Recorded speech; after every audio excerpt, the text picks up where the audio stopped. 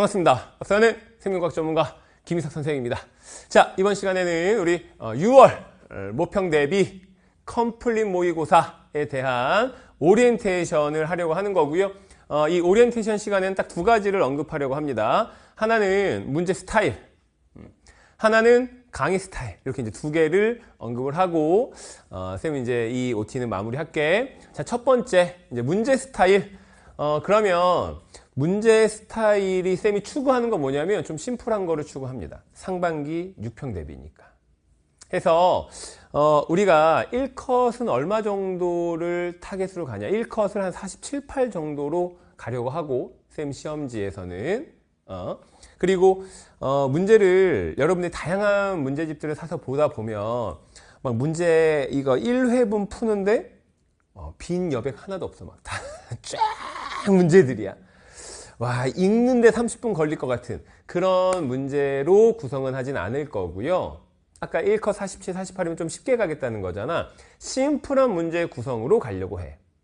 자, 이게 두 개의 스타일이 차이가 있어. 빽빽하게 경우 막 미지수 기호 엄청 써서 만든 거가 안 좋다는 게 아니라 그런 것들로 20개가 구성이 되잖아. 그럼 사실 여러분 읽는데 바쁘긴 하지. 사실 그런 거는 쌤 생각이야. 내 생각입니다. 쌤 생각에 그런 문제집에 있는 문제들은 하나하나 시간 들여서 정성껏 푸시고 그 문제 속에서 경우를 짜거나 기호를 활용할 때 이렇게 하는 시각을 가지면 되는구나 라는 걸 배우면 되는 거야. 알겠지? 그런 문제는 그런 용도로 분석을 제대로 디테일하게 하면서 가는 것으로 판단을 해서 공부하시면 되는 거고, 쌤이 추구하는 건 여백도 어느 정도 있고 학생들이 막 이렇게 하는 게 아니라 그냥 이 문제를 보고 이 문제에서 이 요소가 이렇게 쓰일 수 있구나. 그러면 이런 유형에서 이런 요소가 있으면 이렇게 접근할 수 있구나 해서 문제 틀을 가지고 스타트를 끊어서 전개해 나가다 보면 답을 찾을 수 있는 형태로 만들려고 하는 거야. 자, 이렇게 하면 쌤이 어떤 식의 문제를 추구하는 건지 전달이 다 됐습니까? 최대한 심플하게, 최대한 여러분이 풀어볼 수 있게, 그리고 정해진 시간 안에 20문제를 최대한 푸는 그 경험을 할 수 있게 세팅을 하려고 한다라는 거야.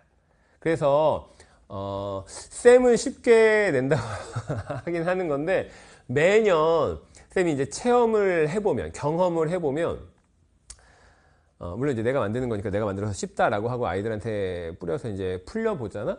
그럼 이제 몇몇 학생들은 쌤의 취지를 그대로 이해한 학생들도 있고 몇몇 학생들은 좀 어렵다라고 한 학생들도 있을 수는 있어.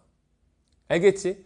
그러니까 이거는 이제 내 의도를 설명한 거고, 만약에 그 문제를 여러분이 봤는데 어렵잖아? 그러면 조금 더 심화 개념들을 실전화시키는 연습을 좀 하셔야 될 필요가 있다라고 여러분이 자신을 판단하시면 돼. 알겠지? 내가 교과서는 알고 있지만, 일반적인 얘기는 알고 있지만 실전 문제 유형을 디테일하게 분석한 거는 아직 좀 부족하고, 이 디테일하게 분석한 유형마다의 접근 방식이라든지 어떤 문제풀이 접근 요소 분석하는 방법들, 이런 얘기가 조금은 아직은 부족하구나라고 판단하시면 된다는 얘기야. 이해됐죠? 오케이. 그래서 문제 스타일은 조금 심플하게 유형별 문제 요소만 제대로 판단할 수 있으면 그 한두 개의 요소를 통해서 답을 유추할 수 있을 정도 난이도의 문제들로 쌤이 제작을 할 거고, 그렇게 구성을 한 문제를 2회분을 만들려고 합니다. 물론 이제 OT 찍고 있는 지금 이 시점에는 만들어져 있는 거니까 그런 취지로 만들었다. 됐죠? 그리고 이 2회분은 이북으로 여러분들에게 제공이 될 거니까 강의를 보기 전에 스스로 먼저 한번 풀어보시면 좋겠다. 됐죠? 그래서 이제 문제 스타일 설명했으니까 강의 스타일을 잠깐 얘기하자. 쌤의 기출문제 풀이 강좌를 본 학생들은 아마 이 얘기를 하면 바로 느낌이 올 텐데, 뭐 기본 문제들은 빼고, 뭐 1단원, 2단원, 5단원 이런 것들, 뭐 3단원의 기본적인 얘기들은 빼고, 뭐 자극 전달이라든지 근수축이라든지 유전과 같은 문제들은 사실 하나의 문제로 탁 문제를 만들어서 줘도 그 문제 속에 요소를 두세 개 넣는다 그랬잖아. 그럼 요소마다 접근할 수 있는 방식이 달라. 그래서 시작점이 다를 수 있거든. 그래서 시작점이 다른 경우들을 모두 설명을 하려고 합니다. 이해됐지?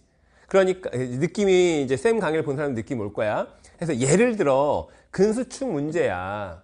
그러면 근수축 문제에 쌤이 예를 들어 비율을 준다라고 치면 그 비율을 실제 값으로 바로 가버리는 문제풀이 방식이 있을 수 있어. 이게 문제풀이 1번. 근데 그 비율이 나오면 거기에 미지수를 집어넣어서 계산식을 두세 개 만든 다음에 그 계산식을 연립해서 푸는 방법이 있을 수도 있어. 그게 2번. 사실 실전에서는 비율이 나면 실제값 바로 탁 가가지고 문제 풀면 답 나오면 끝 이렇게 하면 좋은데 쌤이 해설 강의를 하는 것은 여러분들한테 답이 2번이야 이런 얘기 하려고 하는 게 아니라 이 문제 속의 요소는 이렇게 분석할 수 있어 라는 시각을 알려주기 위해서 하는 거잖아. 그래서 해설 강의에서는 문제를 바라보는 시각이 여러 개가 있다면 그 여러 개를 다 설명하는 강의를 하려고 합니다. 이해되죠? 해서 쌤이 이제 강의 계획을 할 때는 한 회차당 80분 정도를 예상하고 구성을 하는데 매번 이제 해설 강의를 찍다 보면 예를 들어 자극 전달이야. 그러면 총 시간이 동일할 때를 볼 수도 있지만 이동 시간 동일할 때를 볼 수도 있는 문제다. 그럼 다 설명을 해야 되잖아. 그래서 한 100분에서 110분 정도가 나오긴 하더라고. 그러니까 물론 답만 찾을 거야? 야, 답만 이거야? 하고 넘어갈 거였으면 한 3, 40분이면 끝나지. 근데 그러려는 게 아니기 때문에 강의는 이제 80분 정도짜리 한 회차당, 그러니까 2회차를 볼 거니까 한 회차당 이렇게 80분으로 구성은 하겠으나 조금 더 나올 수 있다. 그래서 이제 80분짜리 2강이라고 했지만 60분짜리 4강이 나올 수도 있는. 그거는 문제의 요소를 분석하기 위함이다. 그러니까 답이 뭐 내가 답 맞았는데 이렇게 했더라도 내가 풀었는데 답 나왔어. 끝이야. 그렇다 하더라도 강의를 통해서 문제풀이 방법과 문제 접근 방식, 문제 속의 요소를 분석하는 방법에 대해서 여러분이 배울 수 있으니까 답을 맞춘 학생들도 강의를 보는 것을 추천합니다. 알겠지? 오케이. 해서 6평 대비 컴플릿 모의고사는 이렇게 좀 심플한 문제들로 구성을 했고, 그리고 이제 해설 강의는 이런 취지로 해설 강의를 이렇게 할 거다라는 걸 설명했으니까 1강을 들어보시면 쌤이 이런 얘기를 한 거구나 라는 걸 여러분이 몸소 느낄 수 있을 겁니다. 괜찮죠? 해서 OT는 이만 마무리하고요. 쌤이랑 1강에서 만나도록 하겠습니다. 수고하셨습니다.